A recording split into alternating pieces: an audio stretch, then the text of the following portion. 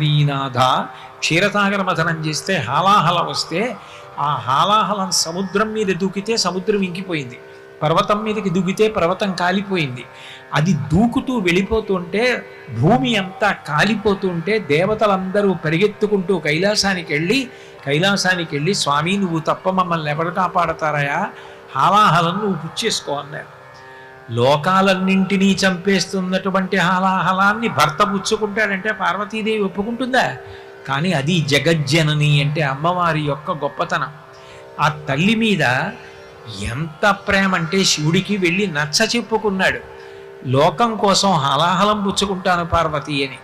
ఆవిడ మృంగెడివాడు విభుండని మృంగెడిదియు గరళమనియు మేలని ప్రజకున్ మృంగమని సర్వమంగళ మంగళసూత్రమునెంతమది నమ్మినదో.